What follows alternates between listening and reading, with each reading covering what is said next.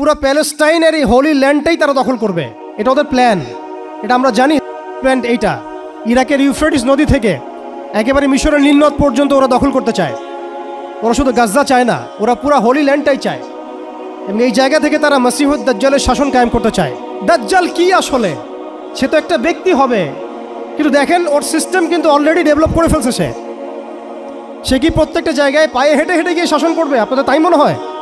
সে প্রত্যেকটা জায়গায় তার এজেন্টদেরকে বসাবে, এটাই বাস্তব। ওমর রাদিয়াল্লাহু আনহু মদিনা থেকে পুরো বিশ্ব শাসন করেছেন, তিনি কি প্রত্যেকটা জায়গায় পায়ে হেঁটে হেঁটে গিয়েছেন? এটা কি পসিবল? ইসলামের প্রতিনিধি ছিল, সাহাবায়ে কেরাম বিভিন্ন জায়গায় ছিলেন তার পক্ষ থেকে।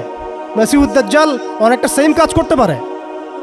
দেখুন খেয়াল করে, সে তার অনুসারীদেরকে সব জায়গায় বসিয়ে দিয়েছে, সবাই তার ভাষায় কথা বলছে।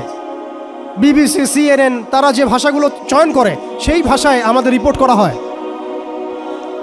ওরা যে মিডিয়াগুলো, FBI, ওরা যে রিপোর্টগুলো প্রদান করে, ওই রিপোর্টের আলোকে আমাদের এখানে প্রশাসনিক বাহিনী কাজ করে। তারা যেভাবে ফাংশন করে সেইভাবে কাজ করা হয়। পুরো বিশ্বটা যেন একটা সিস্টেমের মধ্যে নিয়ে আসা হয়েছে। এটাই হচ্ছে একটা দাজ্জালীয় ওয়ার্ল্ড অর্ডার।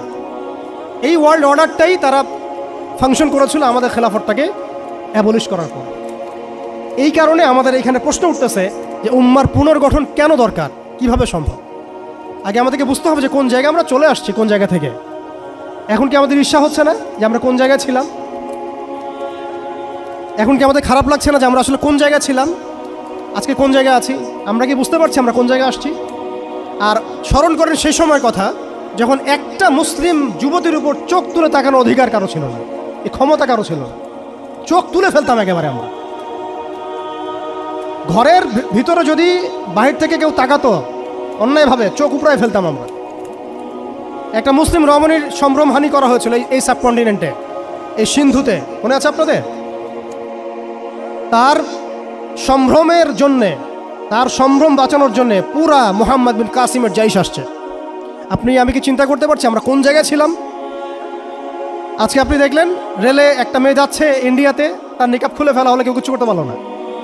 ওরা জোরে জোরে বলছে, বল বল জয় শ্রীরাম বল, তারপর ছাড়বে না। আউযুবিল্লাহি মিন যালিক। বল জয় শ্রীরাম, তারপর ছাড়বো তোকে। বল মোদিজি কি জয়, তারপর ছাড়বো তোকে। চিন্তা করছেন আমরা কোন জায়গায় আসছি?